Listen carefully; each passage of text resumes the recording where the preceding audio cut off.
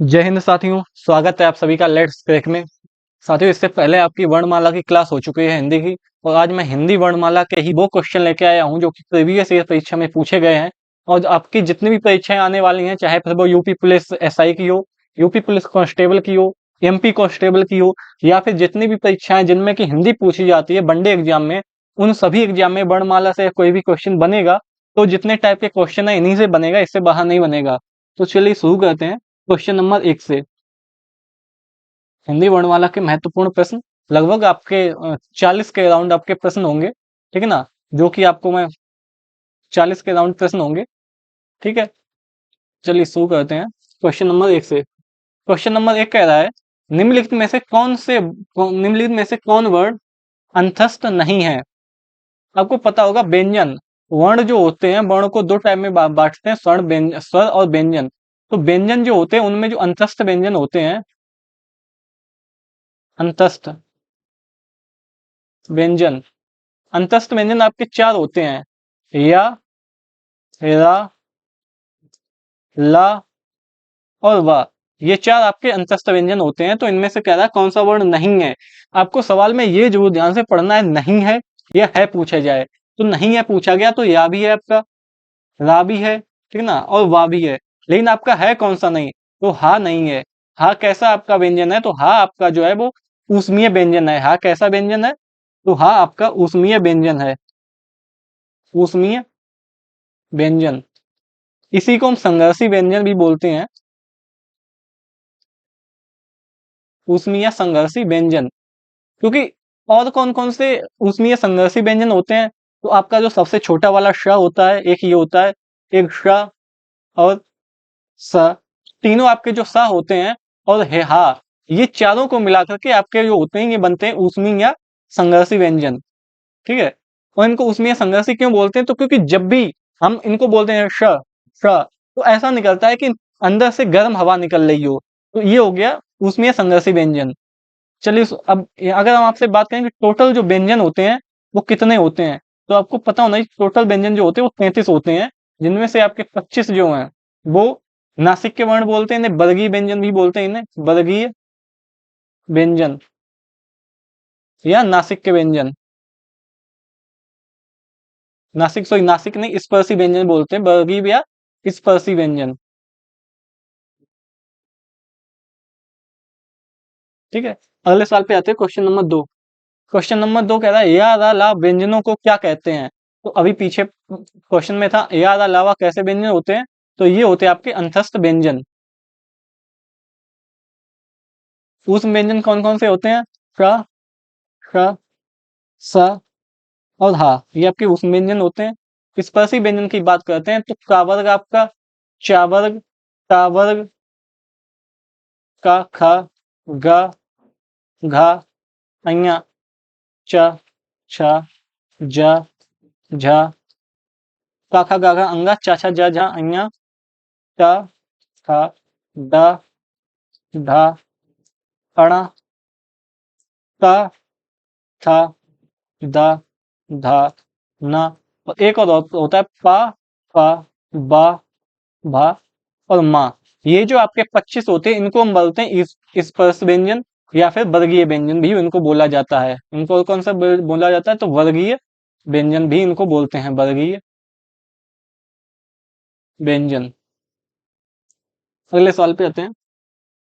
हिंदी वर्णमाला में ऊष्म व्यंजन कौन कौन से होते हैं, तो ऊष्म व्यंजन अभी आपको बताया स, श, स, हा, इनको आपको बोला जाता है ऊष्मीय व्यंजन या फिर संघर्षी व्यंजन।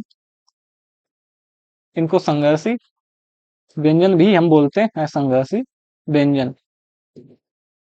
ता, था, दा, धा, दा, ये आपके स्पर्श व्यंजन हो जाएंगे या वर्गीय व्यंजन। ये सभी आपके स्पर्श या वर्गीय व्यंजन है, ठीक है,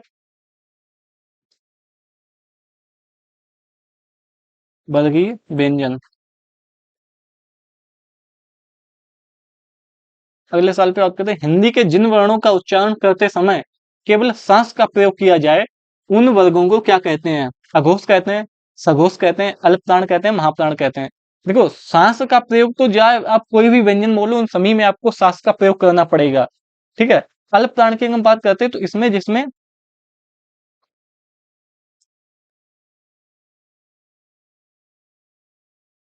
थोड़ी हवा बाहर आए, इनको बोलते हैं अल्प प्राण। महाप्राण की हम बात करते हैं जिसमें कुल हवा बाहर आए, यानी कि अल्प प्राण की अपेक्षा। सघोष की हम बात करते हैं तो सघोष व्यंजन उनको बोलते हैं कि जिनको बोलने में स्वर तंत्रियों में, सघोष वो होते हैं स्वर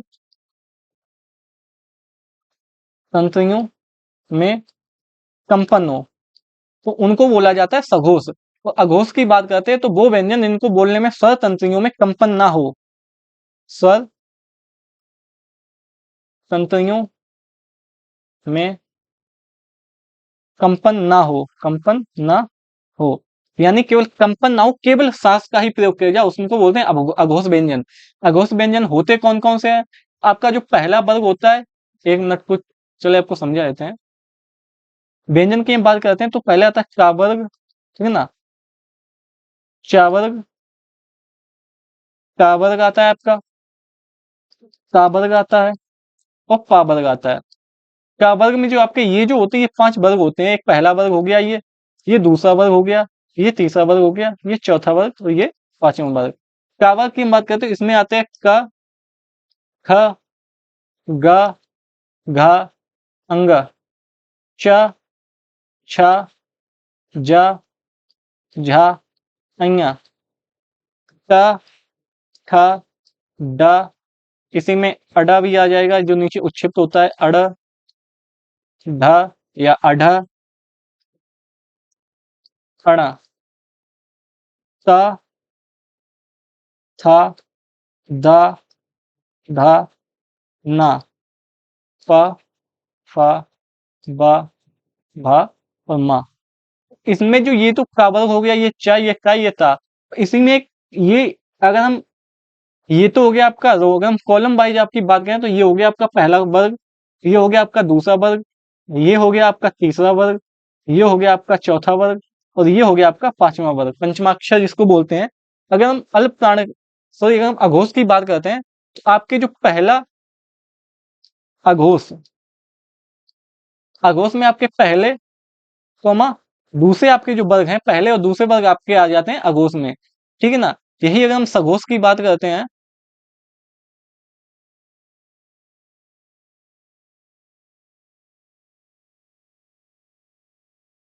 अगर हम सघोष या घोष की बात करें,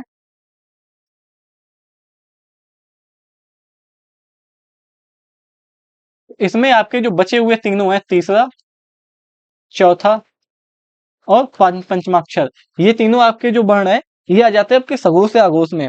और अघोष में कौन कौन से आते हैं?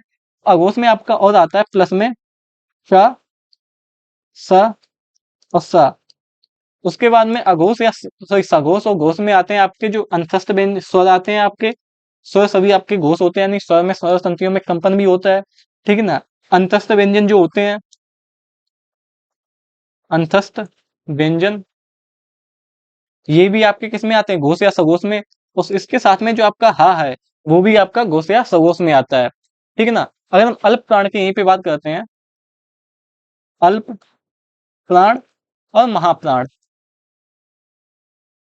अल्प प्राण में जो आपका पहला आता है, पहला वर्ग आता है, तीसरा तीसरा आता है, ठीक है ना, और आपका पांचवा आता है। इसी के साथ में स्वर भी आपके अल्प प्राण में आते हैं, और स्वर के साथ में जो आपके अंतस्थ व्यंजन होते हैं, अंतस्थ व्यंजन ये भी आपके आते हैं अल्प प्राण में। यही अगर महाप्राण की बात करते हैं तो महाप्राण में आपका जो द्वितीय वर्ग होता है और चतुर्थ वर्ग होता है, ये आपका आता है महाप्राण में। चतुर्थ वर्ग और द्वितीय वर्ग मतलब थ, छ, ठ, थ और फा, ये जो वर्ग है ये पूरा वर्ग द्वितीय वर्ग हो गया, ये है तृतीय वर्ग पूरा, ठीक है ना। ये आपका पहला वर्ग,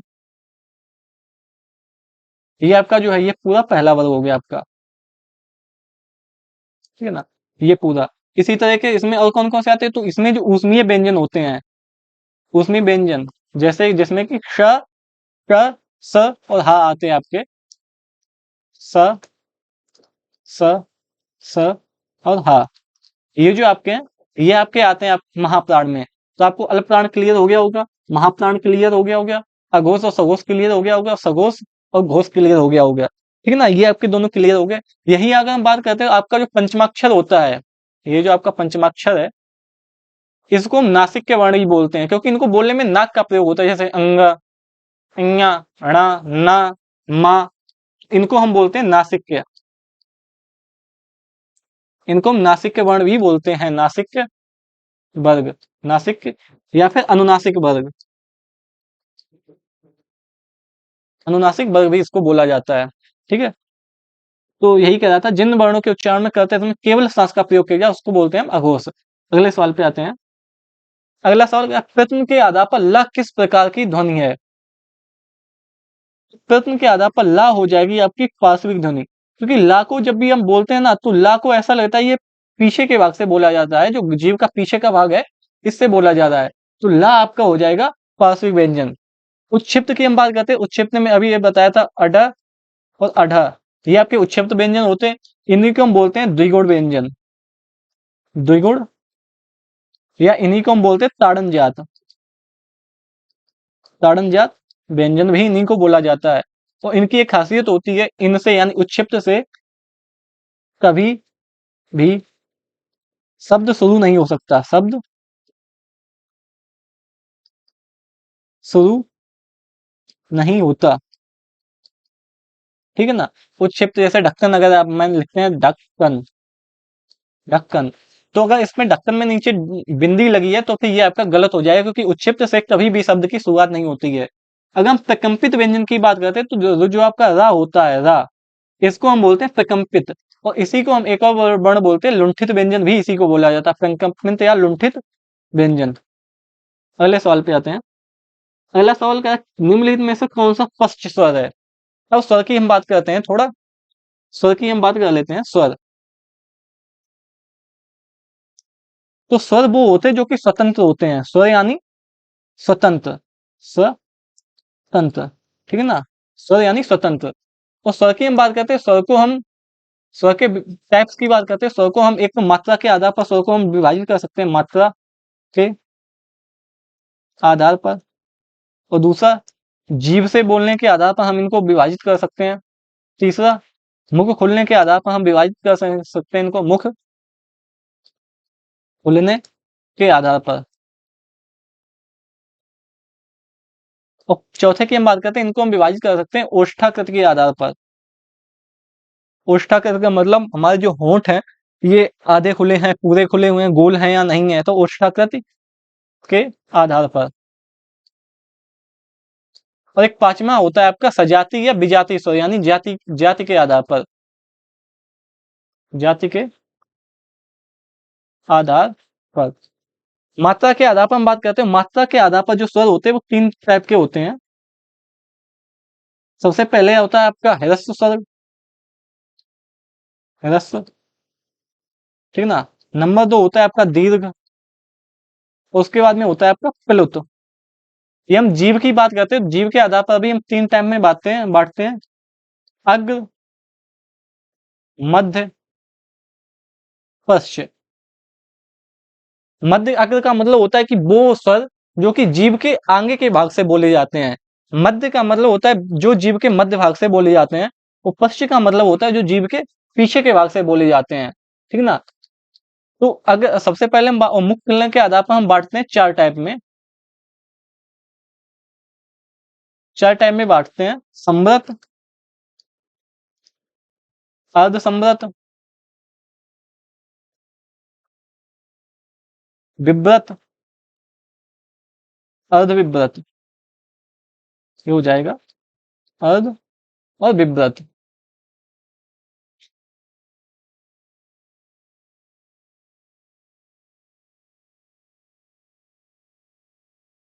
समृत, अर्ध समृत, विव्रत, अर्ध विव्रत। ओष्ठाकृत के आधार पर हम बात करते हैं, तो ओष्ठाकृत के आधार पर जो स्वर होते हैं वो भी दो टाइप के आपके होते हैं, ठीक है ना। एक होता है आपका वृत्तमुखी, वृत्तमुखी यानी कि जिसमें वृत्त के समान मुख बन जाए, तो दूसरा आपका होता है आवृत्तमुखी, आवृत्तमुखी। अगर हम जाति के आधार पर बात करते हैं, तो जाति के आधार पर भी जो स्वर होते हैं वो आपके दो टाइप के होते हैं, एक होता है आपका सजातीय, एक होता है आपका विजातीय। तो ये तो आपका स्वर हो गए, स्वर स्वतंत्र स्वर भी होते हैं, स्वतंत्र रूप से बोले जाते हैं। नंबर एक, मात्रा के आधार पर बांटा जाता है इनको, जीव के आधार पर बांटा जाता है, नंबर दो नंबर 3 इनको मुख खुलने के आधार पर बांटा जाता है। नंबर 4 इनको ओष्ठाकृत के आधार पर बांटा जाता है। नंबर 5 इनको बांटा जाता है जाति के आधार पर। हम बात करते हैं स्वर, सबसे पहले हम स्वर देख लेते हैं होते कौन से हैं। तो लिखने के आधार पर जो होते हैं, लिखने के आधार पर स्वर, तो ये होते हैं आपके 11 है। और 11 कौन कौन से होते हैं? आ इ ई छोटी ई है, उ ऊ रीढ़ है ऋषि, ए आई ओ और औ। तो यही हम बोलने के आधार पर हम बात करते हैं, तो बोलने के आधार पर जो स्वर होते हैं, बोलने के आधार पर स्वर, तो ये जो होते हैं ये आपके 10 होते हैं। और इनमें जो होता है री ऋषि को हम काउंट नहीं करते हैं। जो री होता है इसको हम काउंट नहीं करते हैं। क्यों नहीं करते हैं? क्योंकि जब हम बोलते हैं तो ये जो हमें साउंड देता है ये र और प्लस ई का साउंड देता है, तो इसीलिए हम री को काउंट नहीं करते हैं। अब इसी तरह हम बात करते हैं ह्रस्व मात्रा के आधार पर जो स्वर की बात करते हैं, तो ह्रस्व जो होते हैं ये 4 होते हैं, अ ई उ और है, ठीक ना? ये आपके हो गए ह्रस्व स्वर। हम बात करते हैं दीर्घ स्वर की, हम बात करते, सॉरी, री यहाँ पे ए नहीं है, यहाँ पे आएगा री, क्योंकि री छोटी री। हम दीर्घ की बात करते हैं तो बाकी जो 7 हैं, 4 ये हो गए, 7 बचे हैं। आ, बड़ी ई, बड़ा ऊ, ऐ, ऐ, ओ और औ। ये जो है ये हमारे दीर्घ स्वर होते हैं। इसी तरह हम अग्र की बात करते हैं, यानी वो स्वर जो कि जीभ के आगे के भाग से बोले जाते हैं, तो ये होते हैं अग्रीय। इनको हम एक और नाम बोलते हैं, अग्रीय। अब देखो इसमें आपको 2 चीजें दिख रही होगी, एक छोटी ई दिख रही है, एक बड़ी ई। इसी तरह इसमें ए आ रहा है, तो आपको याद रखना है ए और ए, ये होते हैं ई ई कोमा ए कोमा ए, ये होते हैं आपके अग्रीय स्वर। मध्य की अगर हम बात करते हैं तो मध्य आपका केवल होता है आ को ही आपको याद रखना है। आ जो होता है इसको हम बोलते हैं उदासीन स्वर। उदासीन स्वर भी बोला जाता है आ को। तो पश्च की हम बात करते हैं तो बचे हुए जितने भी 5 स्वर हैं इनको हम पश्च बोलते हैं, क्योंकि देखो आ कोमा उ, और कौन कौन सा आपका बचा है? छोटा ऊ हो गया, छोटा ऊ नहीं हुआ तो छोटा ऊ आ जाएगा, ऊ ए हो चुका है, ई हो चुका, तो ओ और औ। तो ये थे आपके पश्च स्वर। अब अब क्वेश्चन देख लेते हैं। क्वेश्चन आपसे क्या पूछा था? निम्नलिखित में से कौन सा पश्च स्वर है? तो पश्च स्वर अभी हमने आपको बताए थे, 5 बताए थे, आ उ ऊ ओ और औ। तो इसमें जो है आपका आ, ये जो है ये आपका पश्च स्वर हो जाएगा। आ की बात करते हैं, ये आपका मध्य स्वर है, मध्य स्वर, या फिर उदासीन स्वर भी इसको बोलते हैं। ढा ढा ये तो आपके स्वर ही नहीं है, ये तो व्यंजन है, तो ये तो वैसे ही आउट हो गए। अगले सवाल पे आते हैं। निम्नलिखित में से ओष्ठ ध्वनि नहीं है। ओष्ठ, देखो अब हम बात करते हैं बोलने के यानी ध्वनि के आधार पर जो आपके व्यंजन होते हैं उनको किस आधार पर बांटा जाता है। जो भी आपके वर्ण होते हैं ध्वनि के आधार पर,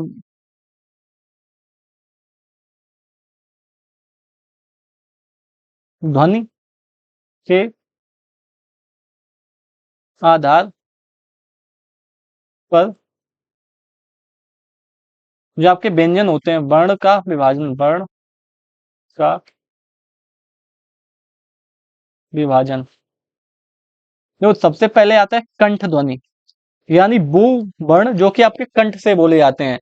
उसके बाद में आपका आता है तालब, सॉरी, हाँ, कंठ ताल। उसके बाद मूर्धन्य दंत, हाँ, कष्ट कंठ। उसके बाद आएगा आपका तालव्य, ठीक है ना? इसके बाद आपका आएगा मूर्धन्य। इसके बाद में आपके आता है दंत, यानी सबसे पहले आपका जो गले में कंठ होता है यहाँ से आपका बोला जाता है, ठीक है ना? इसके बाद जो आप बोले जाएंगे वो आएंगे तालव्य आएंगे, यानी कंठ मतलब कंठ, और जो जीभ के ऊपर का भाग होता है इसको बोलते हैं तालु, ताल। उसके बाद मूर्धा, यानी मूर्धा दांत और जीभ के जो सबसे ऊपर का भाग होता है इसको बोलते हैं मूर्धन्य। फिर दंते आएगा आपका, तो फिर आएगा आपका ओष्ठ, ओष्ठ, ठीक है ना? एक मिनट अभी आपको दिखा देते हैं, शायद इसमें लगा हो, वो लगी हो स्लाइड। हाँ ये रही। देखो ये जो आपकी होती है कंठ, ये होता है आपका कंठ, ठीक है ना। इसके बाद में आपका ये तो आप, उसके बाद में आपकी आती है तालु। तो ये होती है, देखो ये हो गया आपका, ये एरिया हो गया कंठ, ये हो गया कंठ, ठीक है ना। उसके बाद में ये जो हिस्सा होता है इसको बोलते हैं तालु, ठीक है ना। और तालु, और ये आपके यहाँ पे दांत होते हैं, ये दांत है और ये होंठ है, ये दांत ये होंठ। तो तालु और दांतों के बीच का ये जो भाग होता है, ये जीभ हो गई आपकी पूरी, ये जीभ है, ठीक है ना। इस जीभ के ऊपर का भाग ये आपका होता है मूर्धा कहलाता है, ठीक है ना। और इसी तरह ये हो गया आपके दंत और ये हो गया होष्ट। तो आपको और पांचों चीजें समझ में आ गई, कंठ भी समझ आ गया, हो गया तालु, ये हिस्सा हो गया तालु हो गया। जीभ के ऊपर का भाग होता है आपका मूर्धा, और फिर दंत और होष्ट, ठीक है ना। अब आते हैं, अब ये देखते हैं इनसे कौन कौन से हमारे जो वर्ण है वो बोले जाते हैं।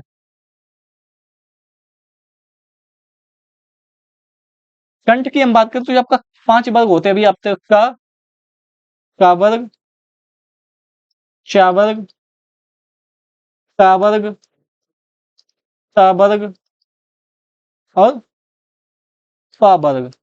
तो ये आपके 5 वर्ग होते हैं। तो का वर्ग के जितने भी व्यंजन आएंगे वो आपके कंठ से बोले जाएंगे। च वर्ग के जितने व्यंजन आएंगे वो आपके तालु से बोले जाएंगे। ट वर्ग के जितने व्यंजन होंगे वो आपके मूर्धा से बोले जाएंगे।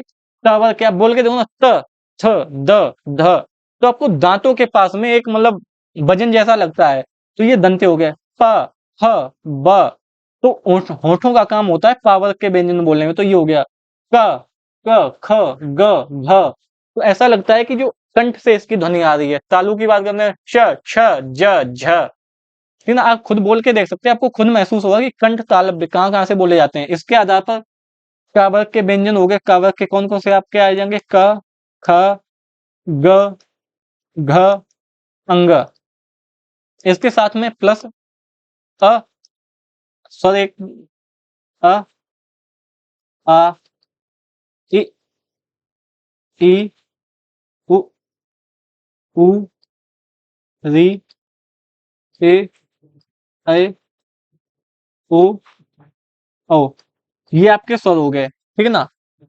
25 ये हो गए, ठीक है ना। उसे चावल कौन कौन से हो गए, श, छ, ज, झ, अइया। ये आपका चावल हो गया। चावल की हम बात करते हैं ट, ठ, ड, ढ, अण। इसी में आपके उच्छिष्ट भी आ जाएंगे। चावल की बात करते हैं त, थ, द, ध और न। उसी तरह पावर की बात करते हैं प, फ, ब, भ और म। ये आपके हो गए। देखो 25 आपके व्यंजन ये हो चुके हैं। टोटल आपके व्यंजन थे 33, जिसमें से 25 आपके हो चुके हैं। अभी आपके बचे हैं अ, आ। सॉरी ये हो गया, आ हो गया, ठीक है ना। ई जो है वो आपकी तालुब में आ जाएगी, ई, ई, ठीक है ना। और हम बात करते हैं आ में क्या आएगा। अभी आपके 2 अयोग वहा और होते हैं, अयोग वहा। अगर हम यहाँ पे बात करते हैं व्यंजन टोटल, अगर हम वर्णों की बात करते हैं, वर्णमाला में कितने वर्ण होते हैं, तो वो होते हैं आपके 52, जिनमें से आपके 11 आपके स्वर आ जाएंगे, 33 व्यंजन, 2 अयोगवाह,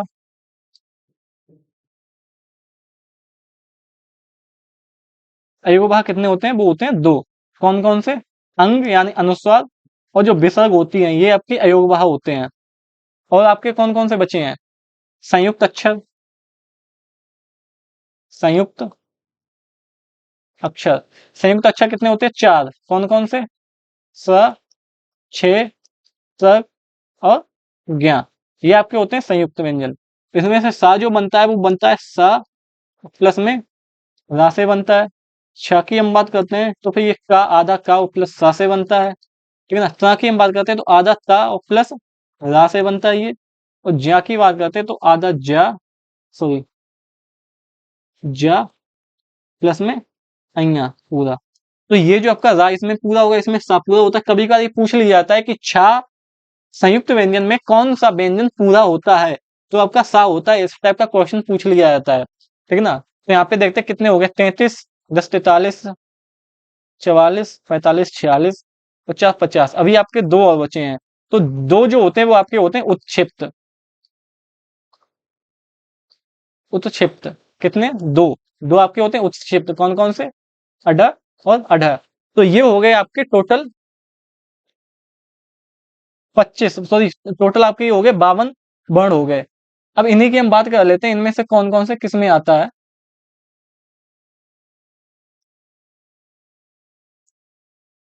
अ ई, ठीक है ना। हम बात करते हैं विसर्ग। तो जिस जो आपकी विसर्ग होगी वो भी आपकी इसी में आ जाएगी, यानी कंठ तालव, कंठ में आएगी। और एक हा, तो आ, हा और विसर्ग। आप बोलोगे देखो, किसी को आपको चोट लगती है आप आहा बोलते हो एकदम से, ठीक है ना, आहा। तो आ, ठीक है ना। और हा, आहा बोला, इसमें दोनों आ गए, हा आ गया, और इसी में एक विसर्ग सी भी साउंड आ रही है, आह। तो ये हो गई विसर्ग, ठीक है ना। तो ये होती है आपकी कंठ। तालब की हम बात करते हैं, छोटी ई, बड़ी ई और या और सा, ये आपके आते हैं तालब में। मूर्धन की हम बात करते हैं, मूर्धन में और को क्या आता है, एक तो आपका मूर्धन में आता है टा वर्ग, ठीक ना। और दूसरा मूर्धन में आता है री, जो आपकी ऋषि ऋषि वाली री होती है, एक री। इसके बाद में री से ही आपका आ रहा है साउंड रा का, तो रा, और इसी में आ जाता है आपका शा, ठीक है ना। और हम बात करते हैं दंत की। तो दंत में कौन कौन से आते हैं, तो आपका ला, जो कि प्रकंपित या लुंठित होता है, और जो आपका एक ये सा बच रहा है, ये आ जाता है आपका दंत में। होस्ट की हम बात करते हैं, इसमें उ और ऊ, यह तो को देखते ही पता चल रहा होगा, ओ ऊ, उ ऊ, दोनों होस्ट होस्ट से बोले आए, तो ऊ इसमें आ गया, ला उसका दंत में आ गए, ठीक है ना। तो ये हो गए। अब आपके कुछ व्यंजन बच जाते हैं, जैसे ए प्लस में आए, ये बच जाते हैं। तो इनको अभी हम आगे बता देंगे ये किस में आएंगे। तो क्वेश्चन देख लेते, क्वेश्चन क्या था, निम्नलिखित में से होस्ट ध्वनि नहीं है। तो होस्ट ध्वनि आपका एक तो पावर्ग होता है, प्लस में उ और ऊ होता है, ठीक है ना। तो फा पावर का हिस्सा है, तो ये तो होगा नहीं, ठीक है ना। पा खुद पा फा बा भा माँ, ये पंचमाक्षर का है, पा वर्ग में पंचमाक्षर है। तो आपका जो चा वर्ग है ये होस्ट नहीं है। तो चा वर्ग ये कैसी ध्वनि है, ये आपकी तालव्य है, तालव्य। और इसमें कौन कौन सी आती है, इसमें एक ई आएगी आपकी, बड़ी ई, छोटी ई, या आएगा आपका, और सा आएगा, ये तालव्य में आएंगे। उसमें उ बताई दिया है। अगले बात अगले पे आते हैं, अगला क्वेश्चन।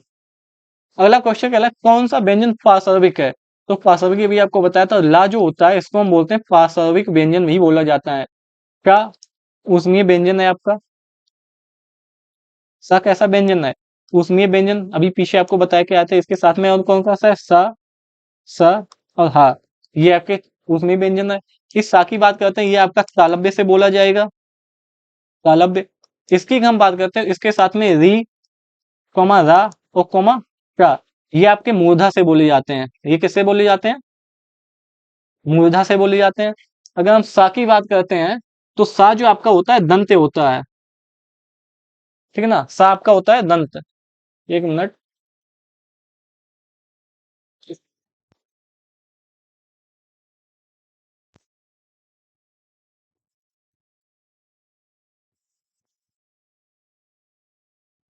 सा जो आपका होता है वो होता है दंत। और इसके साथ में और कौन कौन कौन सा आता है, सा के साथ में आता है आपका ला, और आता है, ठीक है ना, ला। इसी तरह के हा की बात करते हैं, तो हा ये आपका होता है कंठ। और हा के साथ में और कौन कौन सा होता है, एक तो होता है आपका कावर्ग, प्लस में आ, बड़ा आ और विसर्ग, ये आपके होते हैं कंठ से बोले जाने वाले। कावर्ग आपका पूरा कंठ से बोला जाएगा। इसी तरह हम बात करते हैं झा की। तो झा कौन सा होता है, चा छा जा झा, तो ये आपका आएगा तालव्य में, ठीक है ना, चा। तो ये आपका हो जाएगा तालव्य में, सा के साथ में, इसी का वर्ग में ये आएगा। या की हम बात करते हैं, तो या जो आपका होता है या और शा, ये दोनों भी आपके हो जाएंगे तालव्य में, या, शा और झा, ये जो तीनों हैं ये तीनों आपकी तालव्य ध्वनियां हैं। अगले सवाल पे आते हैं, तालव्य ध्वनियां हैं, आ गया तालव्य ध्वनियां। तो आपका जो चा वर्ग होता है ये होता है आपका तालव्य ध्वनियां, यानी तालु से बोला जाता है। इसके साथ में छोटी ई, बड़ी ई, या और कोमा सा, ये होते हैं तालव्य। कावर्ग आपका जो होता है ये कौन सा होता है, ये कंठ ध्वनि होती है। और इसी के साथ में और कौन कौन सी ध्वनि आ जाएंगी, कंठ कंठ के साथ में। तो कंठ के साथ में आपकी और आ जाएंगी, एक तो आ प्लस बड़ा आ, ये भी आपकी कंठ ध्वनि हो जाएगी, कोमा जो हा होता है ये भी आपकी कंठ ध्वनि हो जाएगी, और जो विसर्ग होती है आपकी एक कंठ ध्वनि हो जाएंगी, तो का वर्ग और साथ में ये। अब बात करें ता की, ता वर्ग, त, थ, बोलने से लग रहा है दांत से आवाज दम जैसी लग रही है, तो ये हो जाएगी आपकी दंत, तो आपकी दंत ध्वनि हो जाएगी, दंत ध्वनि। और तब इसके साथ में और कौन कौन सी आ जाएंगी, तो इसके साथ में आपकी आएंगी ला और प्लस में स, ये भी आपकी हो जाएगी ता और था। तो बात करते हैं ट, तो टावर जो होता है ये आपका मूर्धा से बोला जाता है, मूर्धा, ट, मूर्धा, ये आपकी हो जाएगी मूर्धा ध्वनि। और इसी के साथ में और कौन कौन सी आ जाएंगी, तो री, कोमा र और श, ये हो जाएंगी आपकी मूर्धा ध्वनि। इसी के साथ में हम बात करते हैं तो कुछ और आता है, अगर हम यहाँ पे कुछ ध्वनियों की और हम बात कर लेते हैं, जैसे कि अभी हम पीछे छोड़ के आए थे ए और कोमा ए। हम बात करते हैं संयुक्त स्वर की, पहले हम बात कर लेते हैं संयुक्त व्यंजन, तो हमने देख लिए थे, संयुक्त हम स्वर देख लेते हैं। तो संयुक्त स्वर ए चार होते हैं, ये संयुक्त स्वर आपके चार होते हैं। कौन कौन से होते हैं, ए कोमा ए, कोमा ओ और कोमा ओ, ठीक है ना। अगर हम ए की बात करते हैं तो ए, तो ए जो है, अगर हम आ में ई मिला दें तो आपका ए बन जाता है। हम ए की बात करते हैं तो आ, इसमें अगर हम ए ऐड कर दें तो ये आपका बन जाएगा ए। ओ की अगर हम बात करते हैं तो आ, इसके साथ में अगर हम छोटा ऊ मिला दें तो ये आपका बन जाता है ओ। इसी तरह हम औ की बात करते हैं औ, तो आ में ओ मिलाने से ये हमारा औ बन जाता है, ठीक है ना। अब बात करते हैं ए, आपकी कौन सी ध्वनि होगी, देखो ए है, ठीक है ना, ए या ए, इनको हम देखते हैं आ और ई से मिलके भी बन रहा है, आ प्लस ई, ठीक है ना। आ आपकी है कंठ है, ई आपकी जो है छोटी ई, ये आपकी तालव्य, ये कैसी ध्वनि है, ये आपकी तालु या तालव्य ध्वनि है, ठीक है ना। तो आप इन दोनों को मिला के बोल सकते हैं कंठ तालव्य, कंठ तालव्य। तो कंठ तालव्य में कौन कौन सी ध्वनि आ जाएंगी, तो कंठ तालव्य में आपकी दो ध्वनि आ जाएंगी, एक आपकी आ जाएगी ए, एक हो जाएगी ए। अब इसी तरह हम ओ की बात करते हैं, ओ, ओ अगर हम देखते हैं तो ओ हमारा दो से ऐड हो मिलके बनता है ओ, आ प्लस ऊ। आ आपकी है कंठ ध्वनि, ऊ, ऊ आपकी कैसी ध्वनि है, ओष्ठ ध्वनि। इन दोनों को जब मिलाएंगे तो ये बन जाएगी आपकी कंठोष्ठ, कंठोष्ठ। तो कंठोष्ठ में आपकी कौन कौन सी ध्वनि आ गई, एक तो आपकी आ गई ओ और दूसरी आपकी आ गई ओ, ये दोनों ध्वनि आपकी आ गई कंठोष्ठ, कंठोष्ठ में। और इसी तरह एक वाह, देखो या हमने पढ़ लिया, या हम पढ़ चुके हैं, ठीक है ना, रा हम पढ़ चुके हैं, या आपका यस, या उत्साह तालव्य थी, रा हम पढ़ चुके हैं, री, च और री, र और श, ये आपकी कैसी है, ये आपकी है मूर्धा वाली ध्वनि है। या ला हम पढ़ चुके हैं, दंत हो जाएगी। अब केवल व बचा है, तो बा को याद रखना, बा होती है दंतौष्ठ, दंतौष्ठ। तो यही आपकी पांच और तीन आठ प्रकार की ध्वनियां होती हैं, वह आपकी दंतौष्ठ होगी। तो यही आपकी आठ प्रकार की ध्वनियां होती है। एक बार इनको हम फिगर से भी देख लेते हैं, जो कि हमने फिगर ले रखा था ऊपर। ये जो फिगर हमने ले रखा था इसको हम देखते हैं। सबसे पहले हम देखते हैं कंठ, कंठ तालव्य, कंठ और प्लस तालु से बोले जाने वाली ए और ए, तो ये हो गई आपकी कंठ तालव्य। इसी तरह हम बात करते हैं कंठ आ, आ का वर्ग और हा, ये आपकी हो गई कौन कौन सी, कंठ से बोले जाने वाली। और यही अगर हम तालु की बात करते हैं तो तालु, तालु से आपकी ई, ई चा वर्ग हो गया और या और शा हो गया। कंठ तालव्य हो गया। मूर्धा का वर्ग हो गया, री और शा, उसी तरह में रा और आ जाएगा, इसी में आ जाएगा रा, ये हो गया आपकी मूर्धा वाली।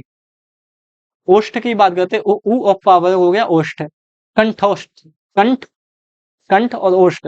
तो आ ओ, अगर हम इसकी ओ की बात करते हैं, ये जो आपका ओ इसमें लिखा हुआ है ये ओ, इसको हम बोलते हैं आगत स्वर। इसको क्या बोलते हैं, तो इसको हम बोलते हैं आगत स्वर, भी इसको बोला जाता है कि आगत स्वर। तो आपको पता है ये अंग्रेजी से आया है, कहाँ से आया है, अंग्रेजी से ही आया है। जैसे आपने देखा होगा जो भी अंग्रेजी शब्द होते हैं, जैसे डॉक्टर लिखते हैं तो डॉक्टर में लगता है। कोई भी शब्द आ गया आपका कॉलेज, जैसे कॉलेज है, तो कॉलेज में ये जो ओ होता है ये लगता है, ठीक है ना, ये आगे स्वर है, आपको याद रखना है। तो आगे स्वर भी ओष्ठ कंठोष्ठ में आ जाएगा। ओष्ठ हो गया। दंतोष्ठ की बात करते हैं, ये हो गया बका व तो ये हो गया दंतोष्ठ। इसी तरह दंत की बात करते हैं, तावर्ग और सा, इसी में ला और आ जाएगा।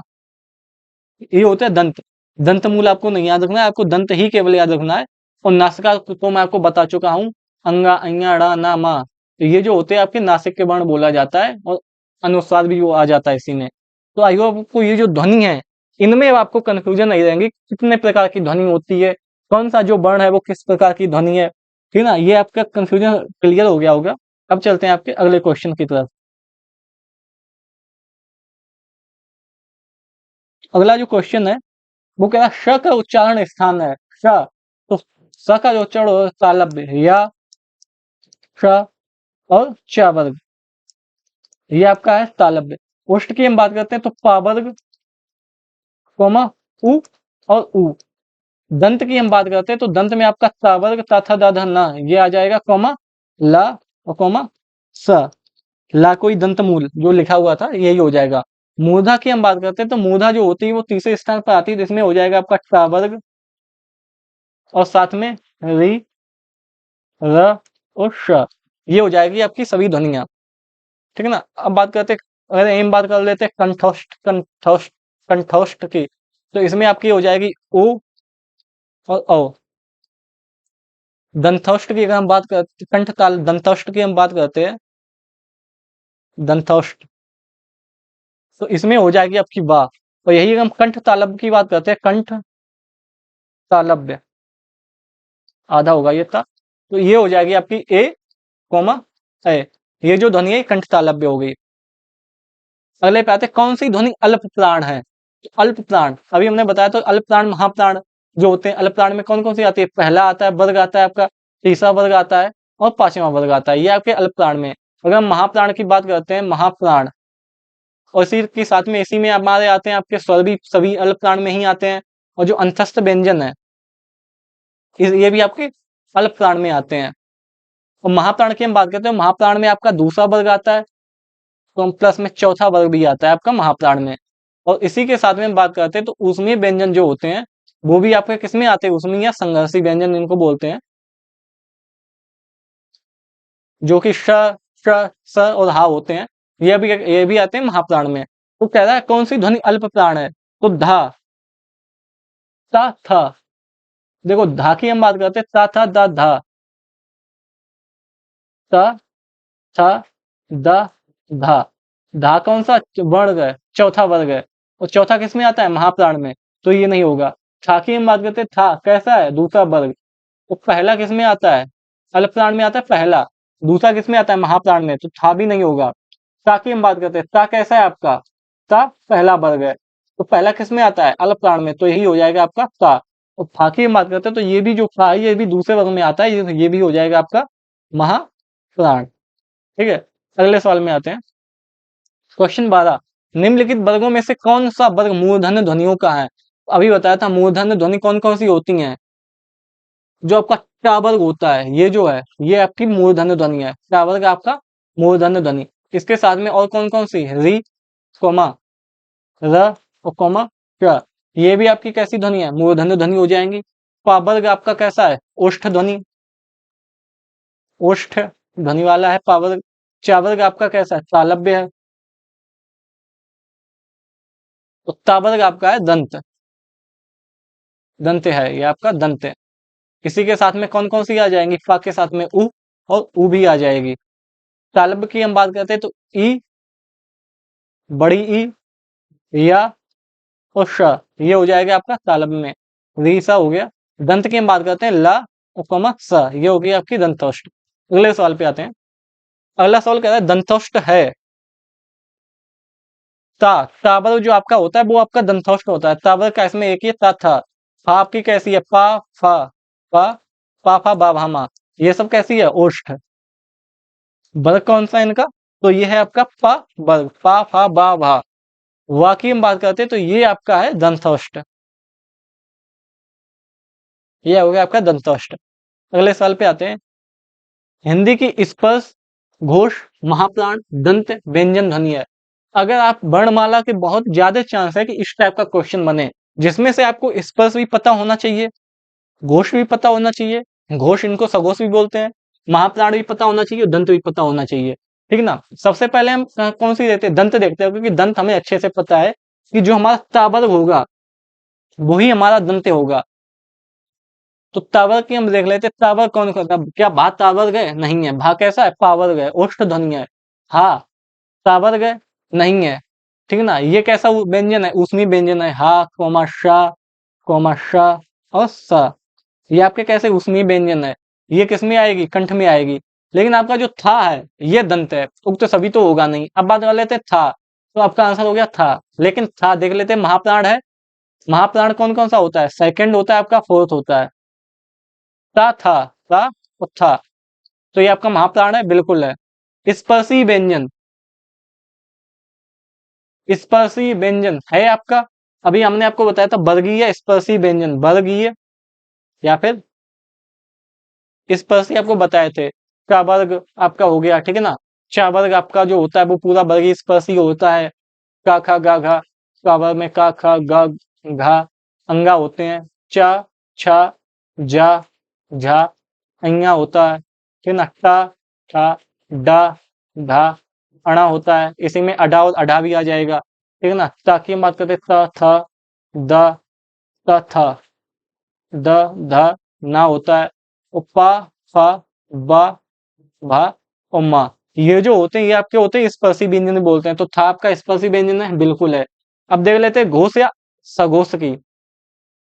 तो हमने बताया था आपका जो अघोष या सघोष होता है, देखो अघोष बताया था आपको, एक अघोष, एक बताया था सघोष। सबसे पहले सघोष को ही हम बोलते हैं घोष भी बोलते हैं। तो सघोष की हम बात करते हैं, अघोष में पहला और दूसरा आता है। और सघोष में बात करते हैं, तीसरा आता है आपका, चौथा आता है और पांचवा आता है। तो था, अब सघोष तो है नहीं, उप सभी होगा नहीं। तो यहाँ पे आपके शायद मिसप्रिंट हो गया है। यहाँ पे आप अघोष कर लीजिए। तो यहाँ पे कर लीजिए आप अघोष, एक सॉरी, यहाँ पे आप अघोष कर लीजिए। कौन कौन सी अघोष भी है, क्योंकि था आपकी जो अघोष ध्वनि है। तो आयु समझ गए, इसी में हमारे आ जाते हैं कौन से? स, श और स। था आपका इसमें आएगा, ठीक है ना। अंतस्थ भी आपके इसमें आएंगे और स्वर भी आपके इसमें आएंगे। अगले सवाल पे आते हैं। अगला सवाल कह रहा है, कौन सा स्वर संवृत है? अब ये आ गया मुख खुलने के आधार पर स्वर। अभी मैंने आपको पीछे बताया था, स्वर 5 प्रकार से उनको डिवाइड किया जाता है। मात्रा के आधार पर, मात्रा के आधार पर आपके 3 टाइप के होते हैं। मात्रा के आधार पर 3 होते हैं। कौन कौन से होते हैं? तो ह्रस्व होता है, दीर्घ होता है, प्लुत होता है। जीभ के आधार पर हम बात करते हैं, तो जीभ के आधार पर भी आपके 3 होते हैं। अग्रीय होता है, जिसमें कि ए आता है, ठीक है ना। मध्य होता है, केवल आ आता है, और पश्च होता है। तो बचे हुए 5 आ उ ओ ए, तो ये जो किसमें आते हैं? पश्च में आ जाते हैं। अब बात करते हैं मुख खुलने के आधार पर। मुख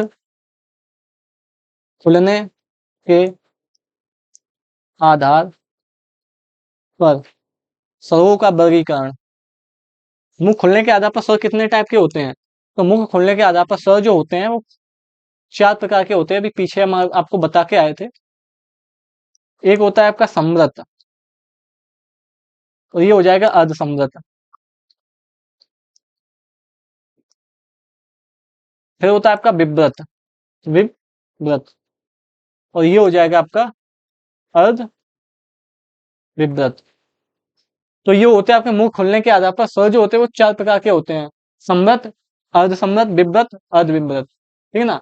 अब समृत की बात कर लेते हैं। इसमें बात करते हैं जब मुख लगभग बंद हो, जब मुख लगभग बंद हो, बंद हो। इसकी बात कर ले, जब मुख आधा खुला हो, जब मुख आधा खुला हो, आधा खुला हो। और बिब्बत की हम बात करते हैं, बिब्बत होता है जब मुख पूरा खुला हो, मुख पूरा खुला हो। और अर्ध बिब्बत की बात करते हैं जब मुख आधा खुला हो, आधा खुला हो। अब बात कर लेते हैं सम्मत में कौन कौन से आते हैं। तो हम सम्मत की बात करते हैं, सम्मत में जो आते हैं, सम्मत में आपके आते हैं उ उ। आप सुई लिख के देखिए, सुई है, आप सुई लिखिए। सा से आपका हो गया सम्मत, सा से सम्मत। ऊ से हो गया आपका उ ऊ, ठीक है ना। तो ई से हो गया आपका ई कोमा ई। सुई अगर आप लिख के देखेंगे आपको सम्मत पता चल जाएगा, सा से सम्मत। ऊ आ रहा है उ ऊ और ई ई। अर्ध सम्मत की बात करते हैं तो अर्ध अर्ध सम्मत में आता है उ और ए, ये आते हैं आपके अर्ध सम्मत में। आप किसी को बुलाते हैं ओए, किसी को आपने राम, कोई भी आपका दोस्त है उसको आपने बुलाया ओए इधर आ, तो ओए में क्या आ रहा है ओ और ए, तो ये हो जाएगा आपकी अर्ध सम्मत। बिब्बत की हम बात करते हैं तो बिब्बत में केवल एक ही होता है आ, बड़ा आ, जो कि आपका होता है पूरा खुला। और बाकी कितने हो गए, चार दो छह एक साथ।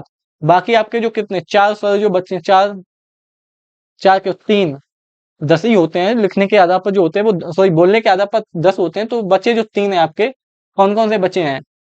एक आपका बच्चा है औ, ठीक है ना। और एक आपका बच्चा है ए, और कौन सा बच्चा है, एक आपका बच्चा है आ। तो ये जो तीनों हो गए अर्धविभ्रत हो गए, तो आपको क्लियर हो गया कि मुख खुलने के आधार पर स्वर कितने प्रकार के होते हैं। अब क्वेश्चन देख लेते हैं, कौन सा स्वर समृत है। आ, विव्रत है, ये भी नहीं होगा। संबद्ध कैसा होता है, सुई, उ और ई। तो ये जो हो जाएगा ये हो जाएगा आपका संबद्ध, संबद्ध यानी सुई।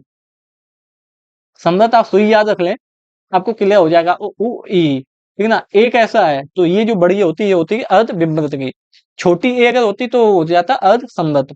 अगले साल पे आते हैं, हिंदी की मूर्धन्य ध्वनियां है। तो आपका जो वर्ग होता है च वर्ग जो होता है, चा क्यों टा वर्ग होता है, टा वर्ग। तो टा वर्ग जो हो जाएगा ये आपकी हो जाएगी मूर्धन्य ध्वनि। और क्या आ जाएगा इसमें टा वर्ग में, री आ जाएगा आपका, र और सा आ जाएगा। पा वर्ग आपकी होस्ट है, का दंत है और का आपकी कंठ हो गई, ठीक है ना। अगले पे आते हैं, हिंदी की बा ध्वनि है, बा किस वर्ग की है। तो ये जो है पा वर्ग की आपकी है ध्वनि है, पा वर्ग की। तो पा वर्ग आपका किस में आता है, तो पा वर्ग आपका होता है होस्ट में। यहाँ पे ध्वनि की, यहाँ पे आप कंठ और कर लीजिए, ठीक है ना, कंठ। तो होस्ट, ये जो बा है आपकी होस्ट ध्वनि है। इसी के साथ में उ और उ भी आता है, तालब्य ध्वनि। चावर्ग, सॉरी तालब्य, चावर्ग आपका जो चावर्ग होता है वो होता है चा और ई, ई या और शा, ये होती है तालब्य। दंत की बात करते हैं, दंत में होता है तावर्ग, तावर्ग के साथ में आपका ला और सा होता है। कंठ की बात करते हैं, कंठ में आपका होता है का, आ, विसर्ग और हा, ठीक है ना। अगला क्वेश्चन, किन ध्वनियों को अनुस्वार कहा जाता है। अभी मैंने आपको बताया था दो अयोगवा होते हैं, अनुस्वार और विसर्ग। ये दोनों कैसा होता है, ये दोनों होते हैं अयोगवाह, इनको बोला जाता है अयोगवाह। तो किन ध्वनियों को अनुस्वार कहा जाता है, तो ये जो आपको बिंदी दिख रही है किसके बाद आ रही है, अंग, आ के बाद आ रही है। तो स्वर के बाद आने वाली जो नासिक की ध्वनियां होती है अंग, तंत, तो नासिक की ध्वनियां जो होती है वो उनको बोला जाता है अनुस्वार। स्वतंत्र रूप से उच्चारित ध्वनियां नहीं, स्वतंत्र रूप से उच्चारित ध्वनियां स्वर होती हैं। व्यंजन के बाद आने वाली ध्वनियां नहीं, बिल्कुल भी नहीं। स्वर एवं व्यंजन की संयुक्त ध्वनियां बिल्कुल भी नहीं। स्वर एवं व्यंजन की संयुक्त ध्वनियां को ही संयुक्त व्यंजन बोलते हैं, संयुक्त व्यंजन इन्हीं को बोला जाता है। अगले सवाल पे आते हैं, अगला सवाल कह रहा है दंत वर्ण है, दंत, जब आपका तावर्ग होता है वो आपका दंत होता है। तो तावर्ग जो हो जाएगा ये होता है आपका दंत। या नहीं होगा, चा नहीं होगा, चा और या और फा ये होस्ट हो गई, चा ये तालब हो गया, यही तालब, ये दोनों तालब है, ये होस्ट है। अगले पे आते हैं, अगला कहता है स का, इसको हटा देंगे, ग का उच्चारण स्थान है, ग, ग किस वर्ग का है, तो ये है आपको पता होना चाहिए। ग, ग दिमाग में आते ही बोलते ही याद आना चाहिए, ग जो है क वर्ग का हिस्सा है। और क वर्ग का उच्चारण स्थान कौन सा है, तो वो है आपका कंठ है, कंठ। तो ये कौन सी हो जाएगी, कंठ हो जाएगी। ओष्ठ कौन सी होती है, आपकी ओष्ठ होती है पा वर्ग प्लस में उ और बड़ा ऊ। दंत होती है आपकी ता वर्ग कोमा ला और सा, ये होती है दंत। तालब्य की हम बात करते हैं, तालब्य होती है आपकी चा कोमा ई, ई या और सा, ये होती है तालब्य, ठीक है ना। अगले अगले साल पे आते हैं, ये तो हमारा छूट ही गया।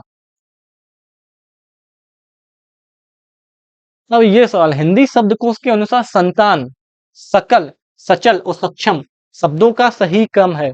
देखो अब यहाँ से हम आपको शब्द क्रम बताएंगे, जैसे आपने रीजनिंग में पढ़ा होगा, डिक्शनरी के आपके क्वेश्चन आते हैं, ठीक है ना। इसी तरह आपके जो होती है हिंदी में भी डिक्शनरी होती है, वर्ण विच्छेद।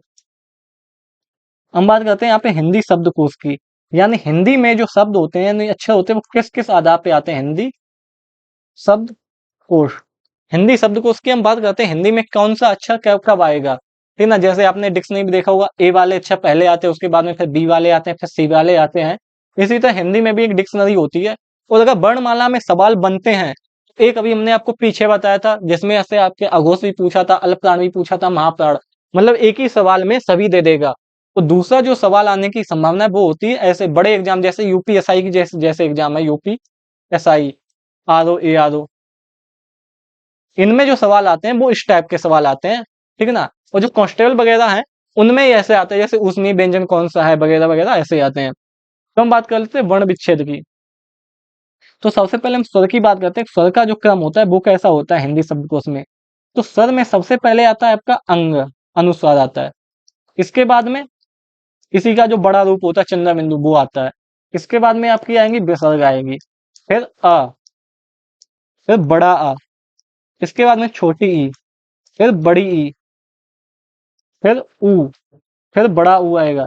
इसके बाद में री आएगी, फिर आपकी आएगी ए, फिर ए, फिर ओ, और फिर ओ, ठीक है ना, ये आती है। अब बात करते हैं व्यंजन की, व्यंजन क्रम की हम बात करते हैं। व्यंजन क्रम में सबसे पहले आएगा आपका का, ठीक है ना। अब आपने अभी हमने पीछे आपको पढ़ाया था संयुक्त अक्षर, संयुक्त व्यंजन, संयुक्त व्यंजन। तो संयुक्त व्यंजन आपके चार थे, स, छ, स और ज्ञ। तो सा जो आपका था सा से बन मिलके बना था, ये जो का था ये का से मिलके बना था, ता जो था ये ता से मिलके बना था, और ज्या था ये ज्या से मिलके बना था।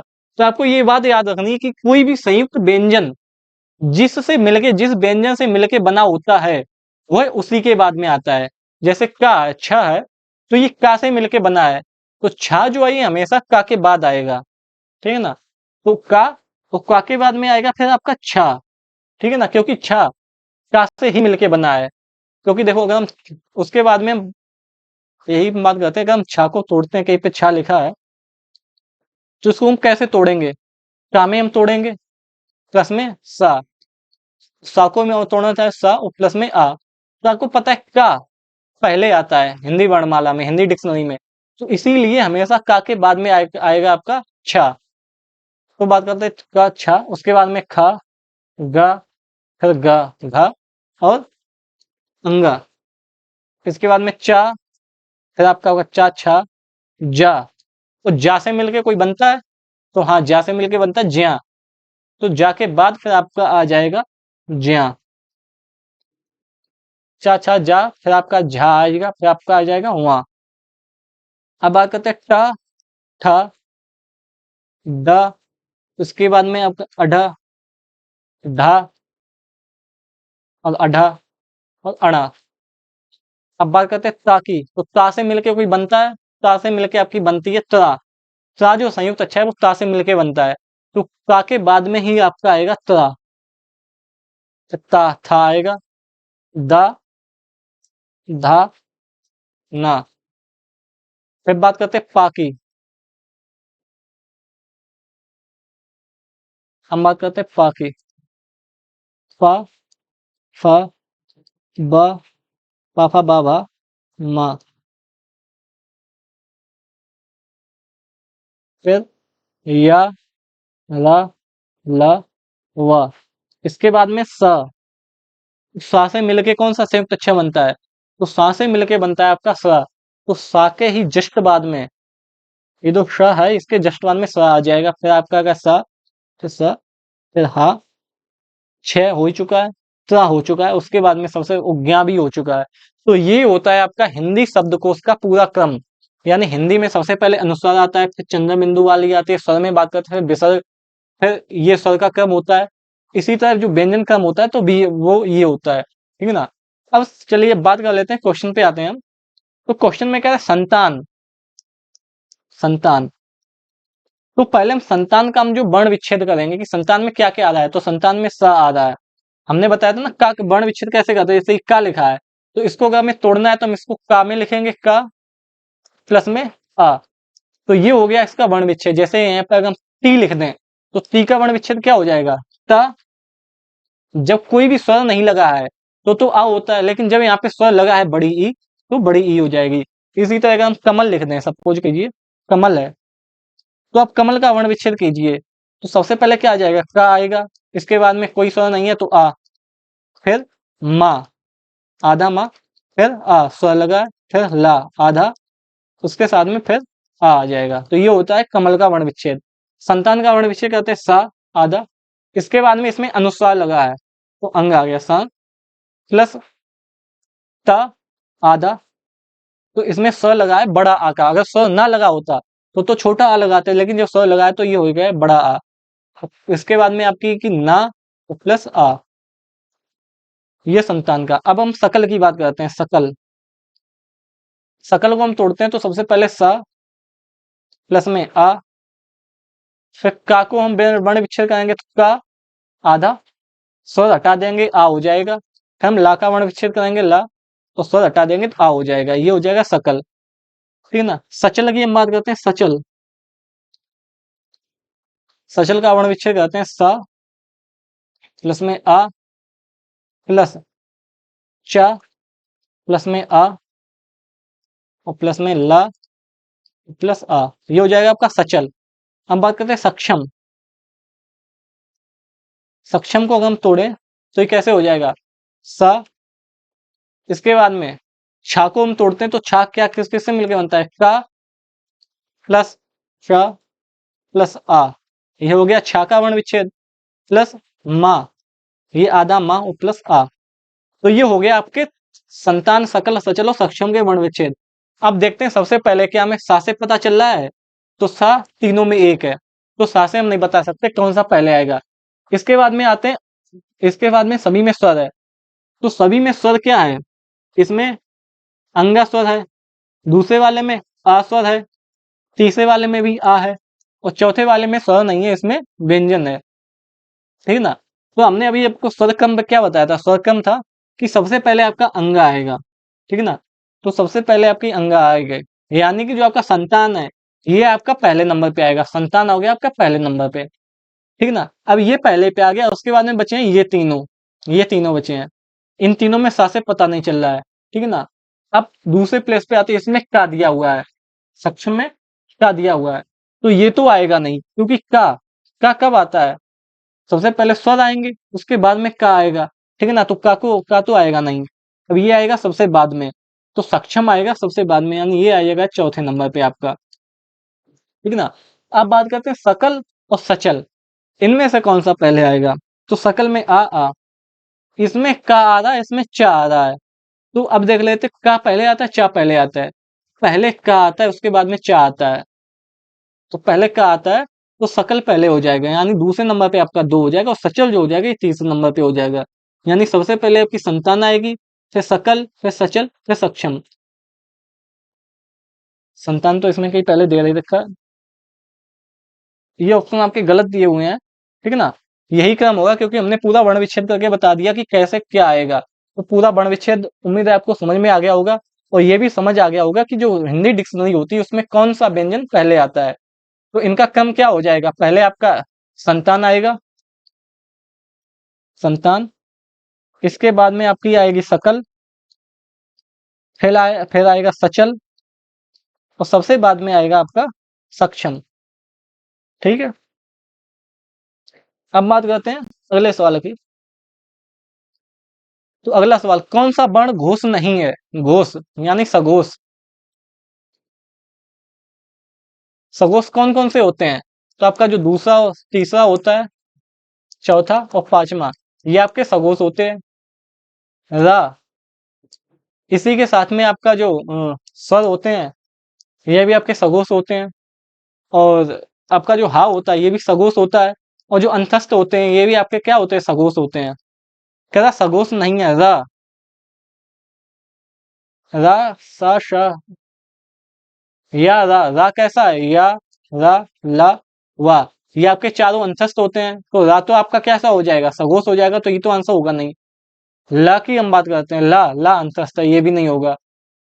चौथा लिख देते हैं, इनमें से कोई नहीं।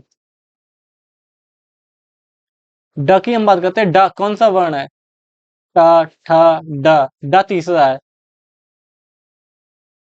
ड तीसरा है ना, तो ये भी आपका घोष हो जाएगा। ठीक है ना, तो आपका जो आंसर हो जाएगा वो हो जाएगा इनमें से कोई नहीं, ये हो जाएगा आपका, क्योंकि रा अंतस्थ है।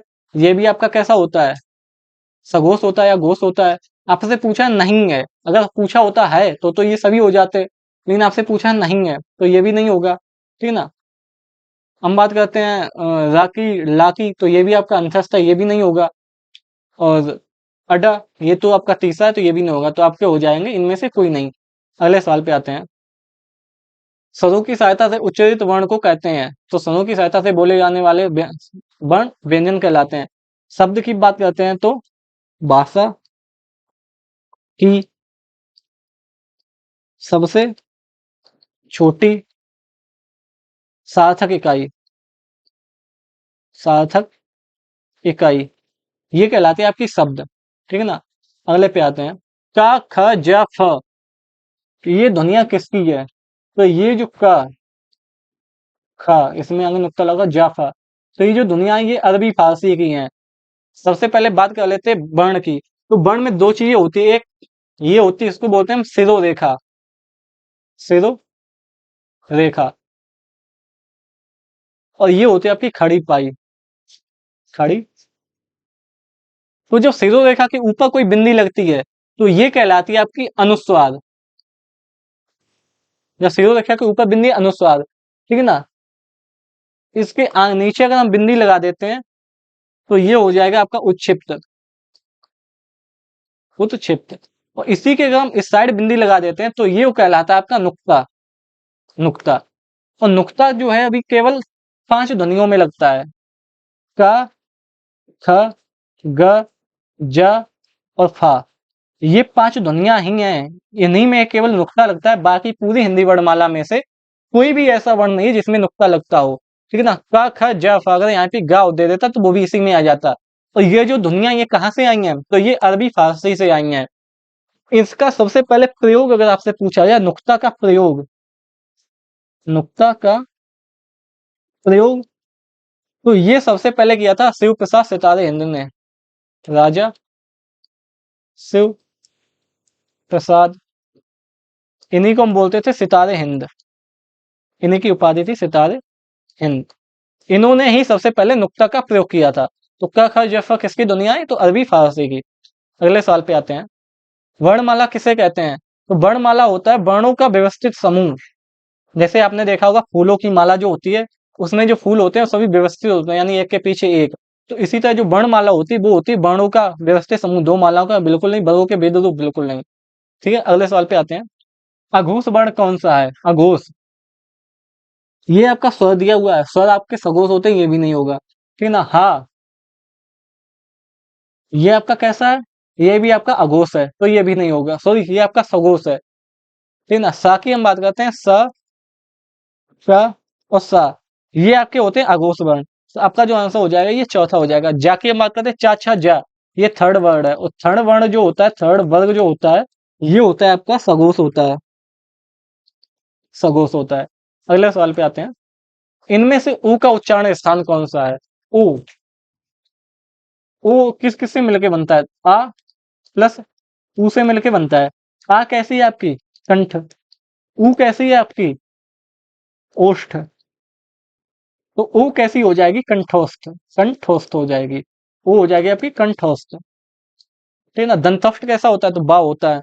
मूर्धा चा वर्ग, चालू चा वर्ग, चा वर्ग, चा वर्ग। इसी के में कौन कौन सी मूर्धा में कौन कौन सी आ जाएंगी, तो री आ जाएगी आपकी, रा आ जाएगी, सा आ जाएगी। चा वर्ग की मार्ग करते हैं तो ई, या और सा। हम बात करते हैं, अगले सवाल पे आते हैं। निम्नलिखित व्यंजनों में से किस व्यंजन में द्वित व्यंजन है? हम बात कर लेते हैं द्वित व्यंजन, द्वित व्यंजन।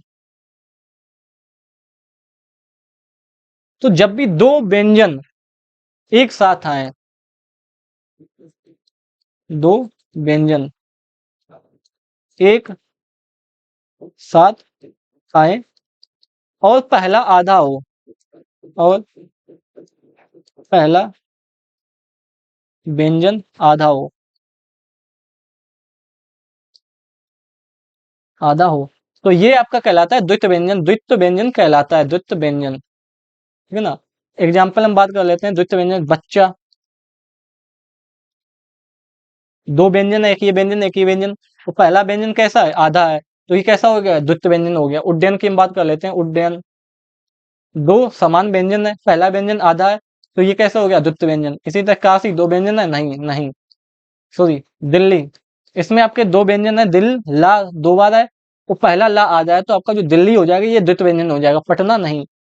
और द्वित व्यंजन की हम और बात करते हैं तो ये भी दो प्रकार का होता है।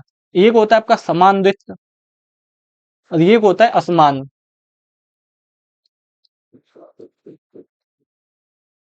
समान द्वित व्यंजन। अब समान द्वित वो होते हैं जिसमें कि दो समान व्यंजन, दो समान व्यंजन आए, जैसे बच्चा, बच्चा में दोनों समान है, तो ये हो जाएगा आपका समान। असमान क्या हो जाएगा? जैसे कि हम बात कर लेते हैं अंगरखा, अंगरखा हम बात कर लेते हैं, अंगरखा हम बात कर लेते हैं, अंगरखा। दो व्यंजन तो इसमें भी है, ठीक है ना, लेकिन पहला वाला आधा भी है, लेकिन ये असमान है, तो ये हो जाएगा आपका असमान द्वित, असमान द्वित। वैसे ये पूछा नहीं जाता है, लेकिन आपको फिर भी याद रखना है। अगले सवाल पे आते हैं। महाप्राण ध्वनियां व्यंजन वर्ग में किससे संबंधित हैं? महाप्राण, अल्प प्राण और महाप्राण। अल्प प्राण में, महाप्राण में कौन कौन सा आता है? आपका दूसरा आता था और चौथा आता था। ये महाप्राण दूसरा और चौथा, दूसरा और चौथा, पहला, तीसरा और पांचवा, ये थी आपकी अल्प प्राण। ठीक है ना। अगले सवाल पे आते हैं। इनमें से व्यंजन अल्प प्राण है, प, तो ये हो जाएगा अल्प प्राण आपका पा हो जाएगा, क्योंकि पा जो है ये आपका पहला वर्ग है। उसके बाद में धा बात करते हैं, ये तीसरा हो जाएगा। ता था दा धा, तो ये ता था दा धा, ये चौथा हो जाएगा। और चौथा जो आपका महाप्राण में आता है, चा छा जा झा, ये भी चौथा है। ठीक है ना। तो धा, ये तो सही नहीं आ गया, तो आपका जो आंसर हो जाएगा ये हो जाएगा पा। अगले सवाल पे आते हैं। जिस वर्ण के उच्चारण में तिगुना समय लगता है उसे क्या कहते हैं? ह्रस्व, इसी को हम बोलते हैं ह्रस्व स्वर भी बोलते हैं, लघु को ही ह्रस्व स्वर बोलते हैं। इनमें क्या लगता है? इसमें थोड़ा कम समय लगता है। दीर्घ की बात करते हैं तो इसमें दोगुना समय लगता है, दोगुना समय लगता है।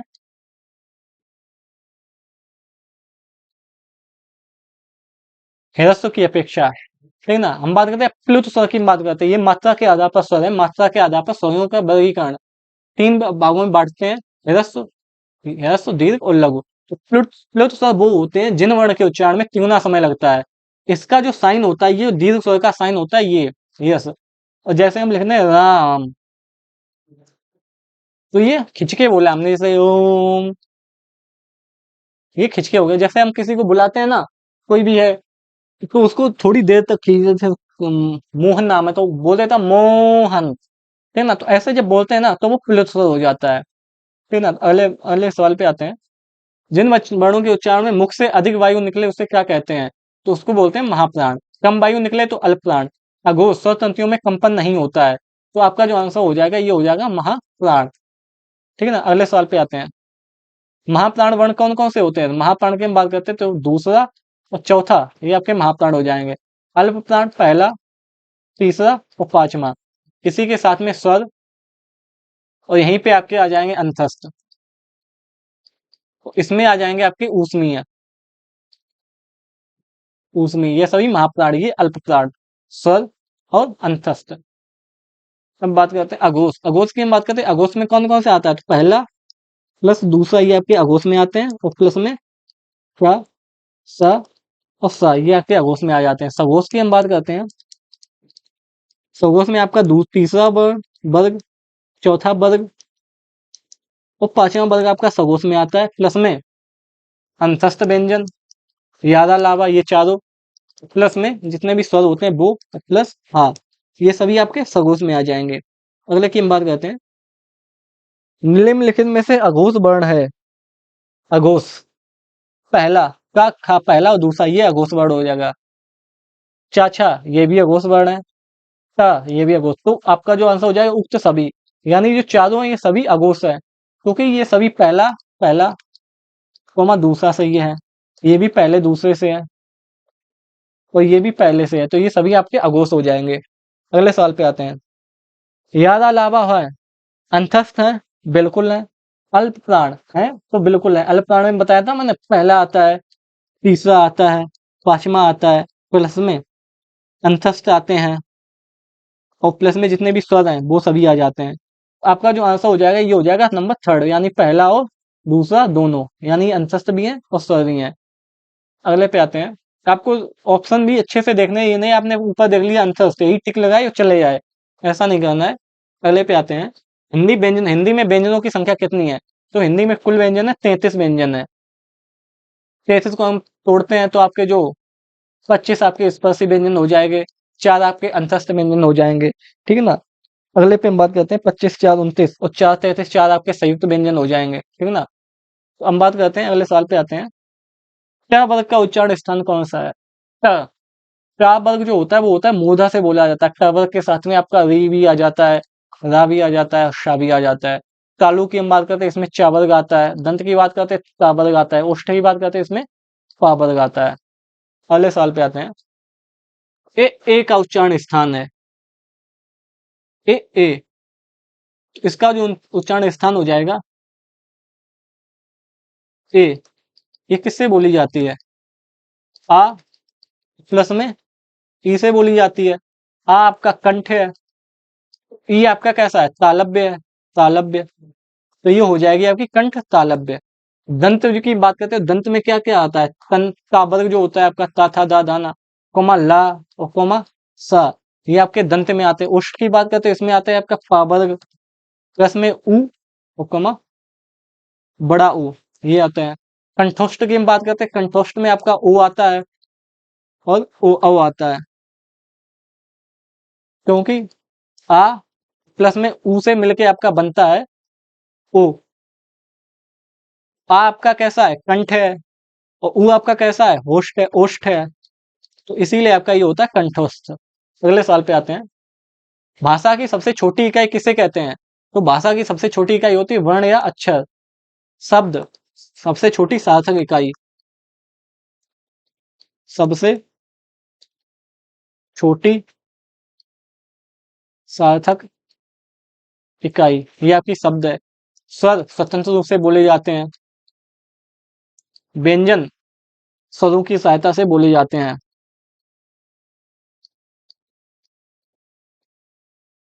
यही आपको याद रखना है, वर्ण।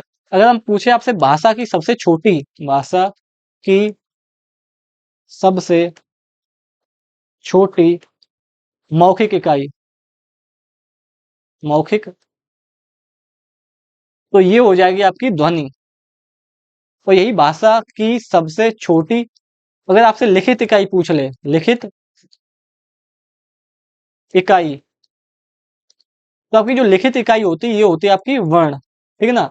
वो भाषा की वैसे सबसे छोटी इकाई होती है वर्ण या अक्षर। अगले साल पे आते हैं। पंचमाक्षर किसे कहते हैं? पंचमाक्षर अभी आपने बताया था, अंगा होता है और अइया होता है, अणा होता है और ना और मा, ये जो होते हैं ये आपके पंचमाक्षर होते हैं।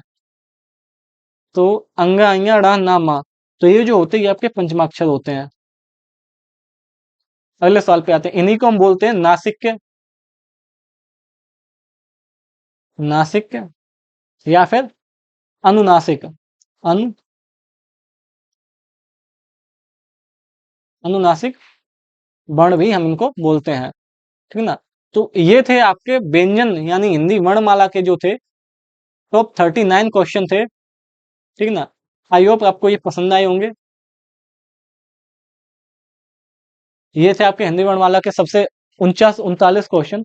अगर आपने ये सभी क्वेश्चन, यानी अगर आपने ये पूरी वीडियो ध्यान से देख ली तो आपको दोबारा वर्णमाला कहीं से भी पढ़ने की जरूरत नहीं पड़ेगी और ऐसा कोई भी क्वेश्चन नहीं होगा, यानी कि 99% चांस है कि आप सभी क्वेश्चन बना दें। इसमें मैंने आपको वर्ण विच्छेद बता ही दिया है, ठीक है ना। ध्वनियां भी बता दी हैं कि कौन सी कंठ होती है, कौन सी ये कंठ होती है, कंठ तालव्य कौन कौन सी होती हैं, ठीक है ना, नासिक के वर्ण कौन-कौन से होते हैं, ठीक है ना, और सभी टाइप के क्वेश्चन मैंने इसमें करवा दिए हैं। और इसी से रिलेटेड ही, और ये जितने भी क्वेश्चन थे, ये सभी प्रीवियस ईयर के ही क्वेश्चन थे जो मैंने आपको करवाए हुए हैं, ठीक है। तो मिलते हैं अगले वीडियो में। अगले वीडियो में मैं फिर से किसी एक नए टॉपिक के एमसीक्यू लेके आऊँगा और पूरे 39 या 40 क्वेश्चन जितने भी होंगे, उनमें पूरा का पूरा चैप्टर खत्म हो जाएगा। तब तक के लिए जय हिंद, मिलते हैं अगली वीडियो